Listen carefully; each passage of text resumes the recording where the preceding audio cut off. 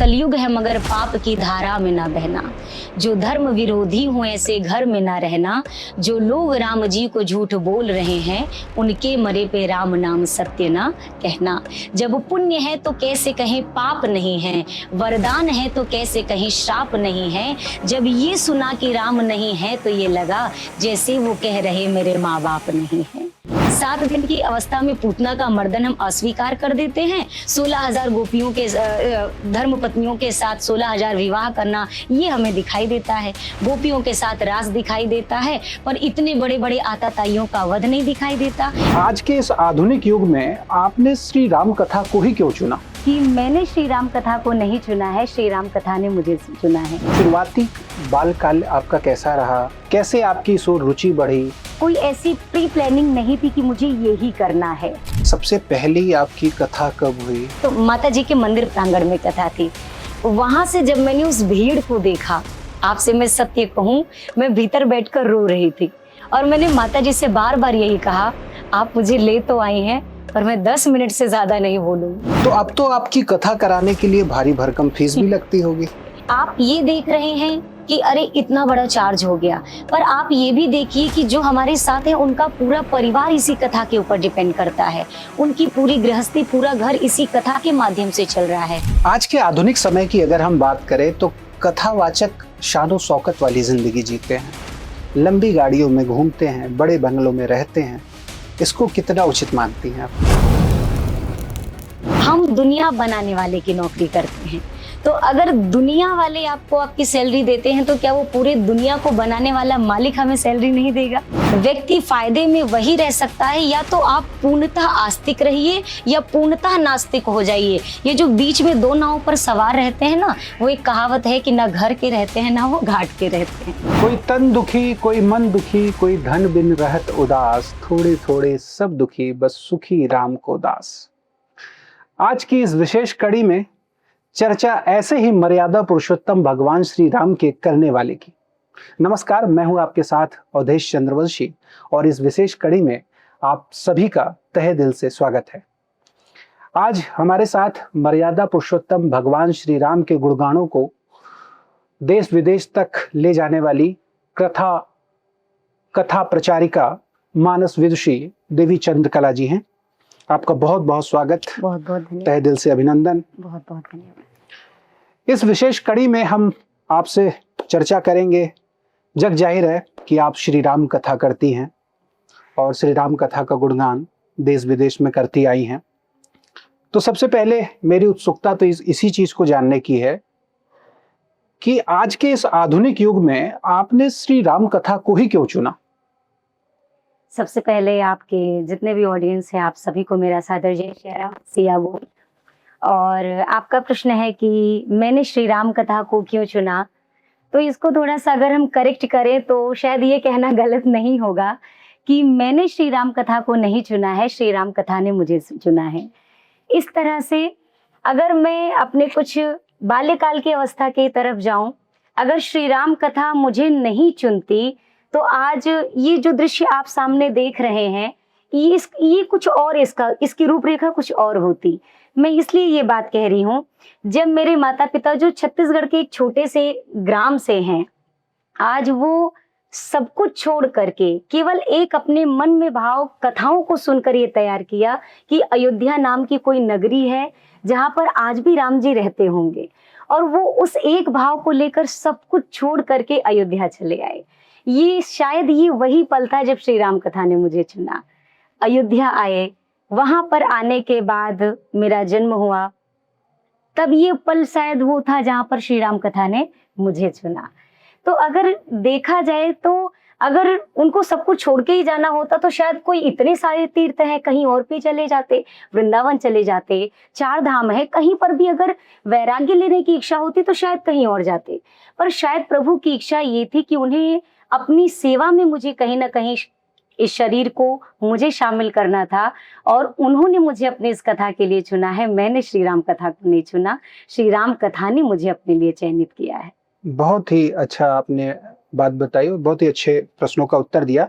लेकिन अगला सवाल भी मेरा यही है कि शुरुआती बालकाल आपका कैसा रहा? कैसे आपकी इस ओर रुचि बढ़ी और फिर कैसे आप इस दिशा में आए और राम कथा करने लगे? इस ओर आने में जैसा कि कहते हैं कि बच्चे के प्रथम गुरु उनके माता पिता होते हैं, उसकी प्रथम शिक्षा उसके घर से ही शुरू हो जाती है। जैसा कि मैंने आपको प्रारंभ में बताया कि मेरे माता पिता सब कुछ छोड़कर अयोध्या आए, क्यों? केवल राघव जी के लिए। तो अगर वो सब त्याग करके आए हैं और अगर मैं उनकी संतति के रूप में आई हूँ, तो ये बिल्कुल सरल सी बात है कि माता पिता शिक्षा परिवेश भी अपने बच्चों को भी वही देंगे जिस माहौल में वो स्वयं ढल रहे हैं, जी रहे हैं। पहली चीज तो ये। और दूसरी चीज, अगर रुचि की बात कहूँ कि श्री राम कथा करने की ओर मेरी इच्छा कैसी बढ़ी, तो आपसे सत्य कहूँ कि कोई ऐसी प्री प्लानिंग नहीं थी कि मुझे ये ही करना है। हाँ, शुरुआत मेरा संगीत गायन से हुआ, भजन गाती थी। अयोध्या के कई सारे ऐसे प्रसिद्ध मंदिर हैं जहाँ पर सेवा देने का सौभाग्य भी मिला, लेकिन श्री राम कथा कहूँ ऐसा मन में कभी नहीं सोचा था। लेकिन कहते हैं कि कहीं ना कहीं भगवान अपने कार्य को करने के लिए किसी को माध्यम बना देता है। किसी एक व्यक्ति ने साधारण ही रूप से ऐसे ही माता जी से ये बात कही कि बच्चे की आवाज बड़ी अच्छी है, इसको गायन की जगह अगर आप श्री राम कथा में प्रवेश कराएं तो शायद बहुत अच्छा जगत कल्याण के लिए भी ये काम आ सकती है। और उस दौरान मैं यही कहती थी, नहीं नहीं, मुझे गायिका बनना है, मुझे श्री राम कथा में रुचि नहीं है। क्योंकि भले आध्यात्म था, सब कुछ था, पर श्री राम कथा इतना विराट लगता था, ऐसा लगता था क्या मैं उस योग्य हूँ कि मैं श्री राम कथा कह पाऊंगी? वो जीवन अलग है, वो पड़ाव अलग है, मैं कैसे वो सब कुछ कर पाऊंगी? लेकिन कहते हैं कि जा पर कृपा राम की होई, ता पर कृपा करे सब कोई। जब उन्होंने अपना बना लिया तो आगे सारे मार्ग स्वतः ही खुलते चले गए। तो आपने बिल्कुल बताया कि सत्संग की ओर कैसे आपकी रुचि बढ़ती चली गई, लेकिन सबसे पहली आपकी कथा कब हुई? ये एक बड़ा विषय है जो लोग उत्सुकता से जानना चाहेंगे। सबसे पहली कथा आपने कहाँ कही और उस समय ऐसा क्या माहौल बना और कैसे आपकी पहली कथा करने की ओर आपके कदम बढ़े? जी, पहली कथा की अगर बात करूं तो शायद वो लगभग 2008 का समय रहा होगा और बहुत अधिक अवस्था भी नहीं, 9-10 वर्ष की लगभग आयु थी। और प्रथम कथा तो ऐसी थी कि जब ये कथा आई, बोला गया मात्र 2 दिन की, और यही शारदीय नवरात्र की ये कथा थी और पढ़ाई भी उस समय चल रही थी मेरी। तो ये हुआ कथा करने जाना है। अच्छा ठीक है, माता पिता की प्रेरणा से उनके कहने पर चली तो गई, लेकिन जहां पर मैं ठहरी थी उसके ठीक बगल में एक झरोखा था जहां से सामने बैठी सारी श्रोता नजर आ रही थी। एक माता जी के मंदिर प्रांगण में कथा थी।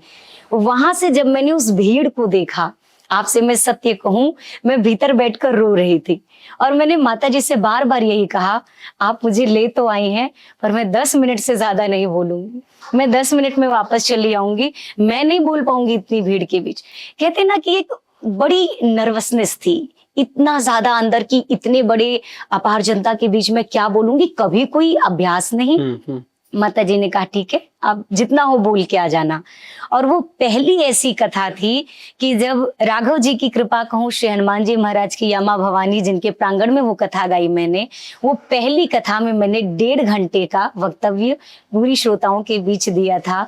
फिर धीरे धीरे करते करते, आप तो अगर एक रस्सी को पत्थर पर भी घिसो तो एक निशान बन जाता है, तो करते करते आज ये है कि आप सभी के समक्ष अब कहीं पर भी कितनी भी अपार जनता हो, श्रोता हो, लेकिन अब कथा कहने में आनंद आता है, अब कोई भय नहीं लगता है। अब तक आप लगभग कितनी श्री राम कथाओं का वाचन कर चुकी होंगी और सबसे अच्छा अनुभव आपका कहाँ रहा? गिनती तो वैसे नहीं करी, लेकिन फिर भी अगर अंदाजन तौर पर मैं लगाती हूँ तो 300 से अधिक सेवा ठाकुर जी के चरणों में मैं समर्पित कर चुकी हूँ और आगे इच्छा है जीवन पर्यंत करती रहूं। जहां तक रही बात की सबसे अच्छा अनुभव कहाँ का है, तो देखिए श्री राम कथा तो ये वो रसामृत है, ये वो गंगा है जहां से बह जाए वहीं पर सराबोर कर देती है आनंद से। लेकिन कुछ जगह ऐसे होते हैं जहां पर श्रोता आपको बहुत अच्छे मिलते हैं। मैं कई बार कथाओं में भी कह चुकी हूँ, मैं जब छत्तीसगढ़ जाती हूँ वहां मुझे बड़ी प्रेमी श्रोता मिलते हैं। कथा में भीड़ होना एक अलग बात है, लेकिन जब आपको रसिक श्रोता मिल जाएं, एक वक्ता के लिए उससे बड़ा उपहार और कुछ भी नहीं होता है उस व्यासपीठ से बैठकर। तो छत्तीसगढ़ का क्षेत्र हुआ। बाकी लोग कहते हैं कि शहरों में कथा सुनने वालों की दिलचस्पी कम होती है, ग्रामीण क्षेत्र में ज्यादा होती है, पर मेरे साथ ऐसा कुछ पर्टिकुलर नहीं रहा। आपको अगर मैं कहूँ तो मैंने दिल्ली में भी कथा करी है, नजफगढ़ में जहाँ अभी होने भी वाली है दिसंबर में कथा, वहाँ के श्रोता बहुत अच्छे हैं। बनारस की बात करूँ या बिहार के भी कई सारे प्रांत ऐसे हैं, वहाँ की चर्चा करूँ, मिथिलांचल की बात करूँ, तो कथा तो ऐसी है जहाँ जाओ बस श्रोता अच्छे मिल जाए तो वो क्षेत्र कहीं का भी हो आनंद ही आनंद आता है। तो अब तो आपकी कथा कराने के लिए भारी भरकम फीस भी लगती होगी। देखिए, फीस तो नहीं कह सकते क्योंकि श्री राम कथा के लिए कितना भी बड़ा धनवान हो, कौन कितनी फीस दे सकता है। ये श्री राम कथा का कोई मूल्य नहीं है, और कितना भी बड़ा धनिक हो, धनाढ्य हो, अपने आप में परिपूर्ण ही श्री राम कथा को न तो कोई बेच सकता है और न किसी में इतनी सामर्थ्य है जो खरीद सके। तो इस श्री राम कथा की व्यवस्थाएं होती हैं, हमारे साथ अपनी टीम जाती है, जैसे श्रोतागण हैं, बैठते हैं उसकी व्यवस्था करनी होती है, गर्मी है तो कूलर की व्यवस्था करनी है, ठंडी है तो उसके लिए भी परिपक्व व्यवस्था चाहिए। तो आप ये कह सकते हैं कि कथाओं में व्यवस्थाएं काफी लगती हैं। जैसे एक बेटी का विवाह करते हैं तो कितनी सारी व्यवस्थाएं होती हैं।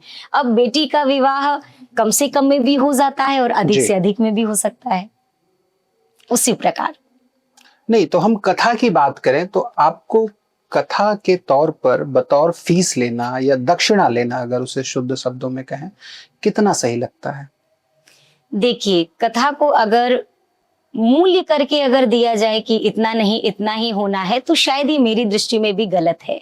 लेकिन जब आप व्यवस्थाओं के लिए, अपनी चीजों के लिए आप जब सामने वाले के समक्ष सारी बातें रखते हैं तो मेरे हिसाब से ये गलत नहीं है। क्योंकि जब हम भी जाते हैं अपने साथ बहुत बड़ी टीम लेकर जाते हैं, 12 है, 15 है, 20 है, तो उसमें उनकी व्यवस्था है। आप ये देख रहे हैं कि अरे इतना बड़ा चार्ज हो गया, पर आप ये भी देखिए कि जो हमारे साथ है उनका पूरा परिवार इसी कथा के ऊपर डिपेंड करता है, उनकी पूरी गृहस्थी, पूरा घर इसी कथा के माध्यम से चल रहा है। उनको लाना है, ले जाना है, उनकी दक्षिणा है, सेवा शुल्क है, तो ये सारी चीजें उसी सेवा शुल्क जो कथा वाचन कराते हैं उनके द्वारा दी गई राशि पर ही निर्भर करता है। तो आप इसको ऐसा नहीं कह सकते हैं कि इस कथा का कोई मूल्य लगा। ये सेवा शुल्क है जो हम सेवा देने वालों के लिए तय करके रखते हैं। तो क्या आप भी फीस लेती हैं या आप जो दक्षिणा लेती हैं आप उसको सही मानते हैं?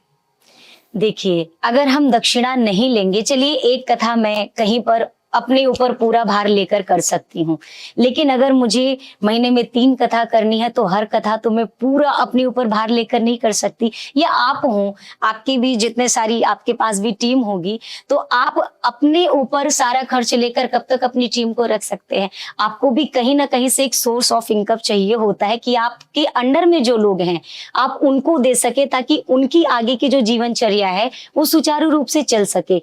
तो इसी कारण है कि हमको सेवा शुल्क जो है एक निर्धारित, हमें वो, और कोई चीज छुपी नहीं है। अगर इस चीज को हम चोरी चुपके करें तो शायद ये गलत है। जो चीज है कथा होनी होती है, जो सेवा राशि है, जो व्यवस्थाएं हैं, वो बिल्कुल खुल के सबके सामने रखी जाती हैं। तो इसलिए हमको ये गलत आप नहीं कह सकते, हम नहीं कह सकते, क्योंकि किसी का पूरा परिवार और जीवन उन सेवा शुल्क पर निर्भर कर रहा है। आज के आधुनिक समय की अगर हम बात करें तो कथावाचक शानो शौकत वाली जिंदगी जीते हैं, लंबी गाड़ियों में घूमते हैं, बड़े बंगलों में रहते हैं। इसको कितना उचित मानती हैं आप? अच्छा, अगर मैं आपसे प्रश्न करूं तो क्या सिर्फ कथावाचक ही लंबी गाड़ियों में घूमते हैं? क्या सिर्फ वो ही शानो शौकत से रहते हैं? अन्य किसी भी फील्ड के लोग क्या ऐसी जिंदगी, क्या ऐसी लाइफस्टाइल नहीं जीते हैं? उन पर कोई प्रश्नवाचक चिन्ह कभी नहीं उठता। आज गुटखा का प्रचार करने वाला लंबी गाड़ी में घूम सकता है। अगर कोई बेर का प्रचार कर रहा है, कोई भी दुष्प्रचार करे जो आपके लिए, आपकी फैमिली, आपके बच्चों के लिए हानिप्रद है, वो करे, वो लंबी गाड़ियों में घूमे, बंगलों में रहे, ये हमको पूरी तरह से एक्सेप्ट है। लेकिन अगर कोई कथावाचक है, या कह ले कोई आपको आपके धर्म से जोड़ने का कार्य कर रहा है, कोई आपको खुश रहने का तरीका बताता है, कोई आपको आपकी पुरातन संस्कृति का ज्ञान देना चाहता है ग्रंथों के माध्यम से, तो वो गलत है। आप इसको ऐसे भी समझिए, भगवान जैसे आप हैं, बहुत सारे लोग हैं, दुनिया की अगर आप नौकरी करते हैं तो दुनिया का मालिक आपको आपकी मजदूरी देता है कि नहीं देता है? आपको सैलरी मिलती होगी। हम दुनिया बनाने वाले की नौकरी करते हैं। तो अगर दुनिया वाले आपको आपकी सैलरी देते हैं तो क्या वो पूरे दुनिया को बनाने वाला मालिक हमें सैलरी नहीं देगा? जगत मजूरी देते हैं तो क्यों राखे भगवान? अगर संसार में एक मजदूर भी अगर पत्थर उठाता है तो उसे शाम को उसका मेहनताना मिलता है। तो हम अपने ठाकुर जी की चाकरी करते हैं, हम अपने राघव जी की चाकरी करते हैं और ये उनकी कृपा का प्रसाद है। लोगों को लगता है हमें कोई मेहनत नहीं है, हम कुछ करते नहीं है। नहीं, आप कभी किसी साधक की ओर दृष्टिपात करिए और उनके जैसा जीवन जीने का केवल एक दिन प्रयास करिए। आप 3 घंटे एक आसन पर बैठ भी नहीं सकेंगे जितना एक साधक एक मंच पर बैठकर हजारों लाखों जनता को संबोधित करता है। क्यों कर रहा है?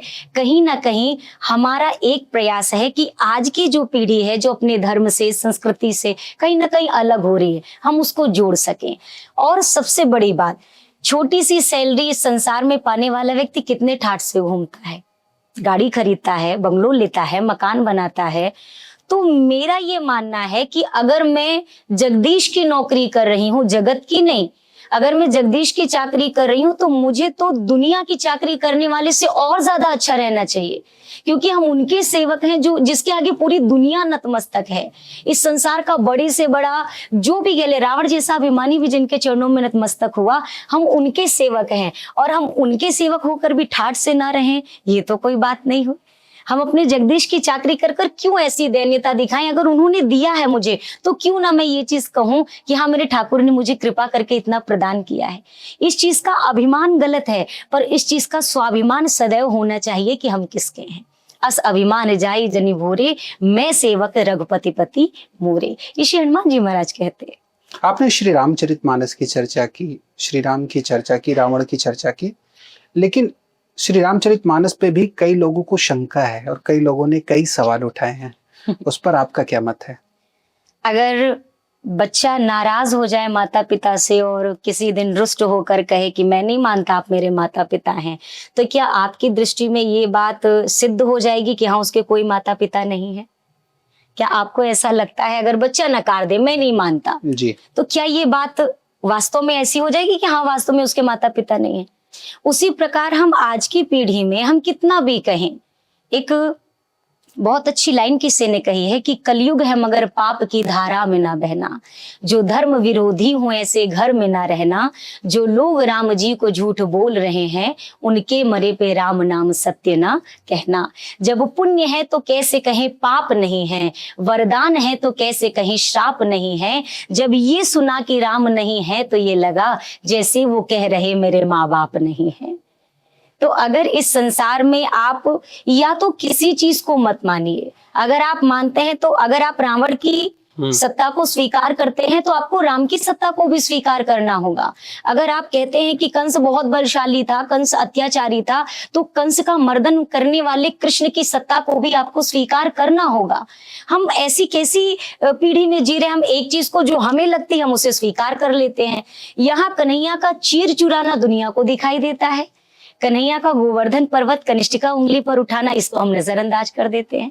7 दिन की अवस्था में पूतना का मर्दन हम अस्वीकार कर देते हैं। 16,000 गोपियों के धर्म पत्नियों के साथ 16,000 विवाह करना ये हमें दिखाई देता है। गोपियों के साथ रास दिखाई देता है, पर इतने बड़े बड़े आताताइयों का वध नहीं दिखाई देता। गीता के उपदेश को नकारते हैं और हम कहते हैं कि कन्हैया ने महाभारत करा दिया। आप या तो दोनों चीज को स्वीकार करिए या किसी भी चीज को स्वीकार न करिए। मैं कई बार मंच से कहती हूँ, व्यक्ति फायदे में वही रह सकता है या तो आप पूर्णतः आस्तिक रहिए या पूर्णतः नास्तिक हो जाइए। ये जो बीच में 2 नाव पर सवार रहते हैं ना, वो एक कहावत है कि ना घर के रहते हैं ना वो घाट के रहते हैं। बिल्कुल अच्छी बात कही आपने। पर आज के आधुनिक युग में लोगों का मानना है कि कर्म जरूरी है जी, पर आपको क्यों लगता है कि धर्म जरूरी है? नहीं, कर्म भी जरूरी है, पर हमारे हिसाब से कर्म वही सच्चा कर्म है जो धर्म संगत हो। कर्म करना, चोरी करना भी उसके लिए, चोर के लिए कर्म ही है। वो तो नहीं कहेगा ये कर्म नहीं है, उसके लिए तो वो अच्छी बात है। आप चोर से पूछो गलत कार्य क्यों करते हो, उसको गलत लगेगा तो करेगा क्यों। चोरी करना भी एक कर्म है, मजदूरी करना भी एक कर्म है, कथा कहना भी एक कर्म है, कथा सुनना भी एक कर्म है। हमारी दृष्टि से बात यह है, हम उसी कर्म को और हमारे शास्त्र उसी कर्म को स्वीकार करते हैं जो धर्म से जोड़ दिया जाए। धर्म से जुड़ने का तात्पर्य ये है कि आप कार्य करिए, आप धन अर्जन करिए, आप बिल्कुल ऐश आराम की जिंदगी जिया करिए, लेकिन शर्त इतनी है, आपके ऐशो आराम के कारण किसी और की छत नहीं छीनी जानी चाहिए। आपका तन ब्रांडेड कपड़ों से ढका रहे, ये अच्छी बात है, पर आपके इस ब्रांडेड कपड़े के बिहाफ में किसी और के तन का कपड़ा फटा रह जाए, आपको इस बात का ध्यान देना है। हमारे शास्त्र धर्म संगत कर्म करने के ऊपर दबाव डालते हैं, या कहते हैं, आप कह सकते हैं कि आप धर्म संगत कार्य करिए, और वही सच्चा कर्म है जो धर्म से जुड़ा हुआ है, और जो धर्म से अलग हटकर जिया जाए, आप उसे सत्कर्म नहीं कह सकते हैं। आप श्री रामचरितमानस का प्रचार करती हैं, श्री राम कथा का गुणगान करती हैं, पर ऐसा क्यों लगता है कि श्री राम कथा आज के समय के लिए जरूरी है? बहुत आवश्यक है। दो मूल कथाएं हैं जो हम प्रायः सुनते रहते हैं। वैसे तो बहुत सारी चर्चाएं हैं, लेकिन जो बहुत आसानी से समझ में आने योग्य है, आपसे कहूँ, सरल कहूँ तो श्री राम कथा या फिर श्रीमद् भागवत महापुराण की कथा। राम जी की कथा इसलिए आवश्यक है, राम जी ने मर्यादा में रहना सिखाया है कि आपको कैसे मर्यादा में जीना चाहिए, स्वयं कैसे रहना चाहिए, ये राम जी का जीवन सिखाता है। और कृष्ण जी का जीवन क्या कहता है? मर्यादा में रखना सिखाता है। आप दोनों अवतारों का भेद देखें तो राम जी पहले त्रेता युग में आए, श्री राम अवतार लेकर, उन्होंने हर वो एक कार्य किया। और किस रूप में आए, किस अवतार में आए? प्रभु ने कोई देव रूप नहीं धारण किया है, विप्रधेनु सुर संतहित लीन मनुज अवतार। सबसे पहले ये समझने की आवश्यकता है, क्योंकि आज की पीढ़ी गड़बड़ कहाँ करती है। राम जी अगर भगवान थे तो वानरों से सहायता क्यों ली? राम जी अगर भगवान थे तो इतना पुल बांधने का कार्य क्यों किया? आपको इसीलिए अपने ग्रंथों को पढ़ने की आवश्यकता है। राम जी यहाँ पर अपनी भगवत्ता प्रदर्शन के लिए नहीं आए हैं। यहाँ पर प्रभु अपनी दैवीय शक्ति नहीं दिखा रहे, प्रत्येक वो कार्य कर रहे हैं जो एक मानव करता है। इसीलिए कहा गया प्रभु मनुष्य रूप में आए हैं, तो वही आचरण कर रहे हैं जो एक मनुष्य करता है। और आज की इस कली काल में मनुष्य को जो करना चाहिए, सच्चे अर्थ में कहा जाए तो आज के समय में मानव कहलाने योग्य वही व्यक्ति है जिसके अंदर मानवता है। जिसके भीतर मानवता नहीं है, वो शरीर भले मनुष्य का पा सकता है, पर उसे मानव नहीं कहा जा सकता। आप देख रहे हैं अनेक अत्याचार हो रहे हैं, क्या आप उनको मानव की श्रेणी में रखेंगे? कदापि नहीं। तो शरीर आपको भले मनुष्य का मिला है, लेकिन जब तक भीतर मानवता ना हो और मानवता का आचरण ना हो, मनुष्य तुल्य आचरण ना हो, तब तक हम मानव हैं या नहीं हैं, ये बात तय करना हमारे हाथ में नहीं। हमारे आचरण तय करेंगे कि हम मनुष्य हैं या नहीं है। चलिए, बहुत बहुत धन्यवाद आपका समय देने के लिए और श्री रामचरितमानस के वाचन का सार तत्व बताने के लिए। लेकिन चलते चलते बस मैं अपने दर्शकों के लिए आपसे समझना चाहूंगा कि अगर कोई आपसे श्री राम कथा का गायन करवाना चाहता है, श्री राम कथा का वाचन करवाना चाहता है, तो क्या माध्यम होगा? श्री राम कथा कराने के लिए आजकल तो सोशल मीडिया एक सबसे सरल जरिया है, जहां पर आपको सारी चीजें आंखों देखी मिल जाती हैं। तो आप यूट्यूब के जरिए या फेसबुक के जरिए, आप इन प्लेटफॉर्म के जरिए श्री राम कथा कराने के लिए उस पर कांटेक्ट नंबर दिए होते हैं, आप वहां से संपर्क कर सकते हैं। आपका ऑफिशियल पेज क्या होगा? हमारा ऑफिशियल पेज है @devichandrakalaji.com। तो आप यहाँ से संपर्क कर सकते हैं और कथाओं का जो भी वाचन है आपको सारी जानकारी वहां पर मिल जाएगी। चलिए, बहुत बहुत धन्यवाद। पुनः आपका पुनः आभार कीमती समय देने के लिए, और फिर से हम आपको बुलाएंगे और श्री राम कथा पर गहन चर्चा करेंगे, क्योंकि मुझे लगता है वाकई में अभी बहुत सी ऐसी बातें हैं जो अधूरी रह गई, और अगले एपिसोड में हम उसको शामिल करेंगे ताकि हमारे श्रोता भी हम उसको अच्छे से और गहरे से समझ पाएं और हम भी सार तत्व अपने दर्शकों को बता पाएं। पुनः आपका आभार, बहुत बहुत धन्यवाद। तो आप थे हमारे साथ मानस विदुषी देवी चंद्रकला जी, जो कि श्री अयोध्या धाम से हैं और श्री राम कथा का वाचन करती हैं। और आप भी अगर श्री राम कथा आपके मुखारबिंद से करवाना चाहते हैं तो डिस्क्रिप्शन पर डिटेल्स दिया हुआ है, वहां से आप संपर्क करके श्री राम कथा वाचन के लिए आपसे संपर्क कर सकते हैं। पुनः हम नए एपिसोड में शामिल होंगे एक नए विभूति के साथ। तब तक मुझे दीजिए इजाजत। नमस्कार।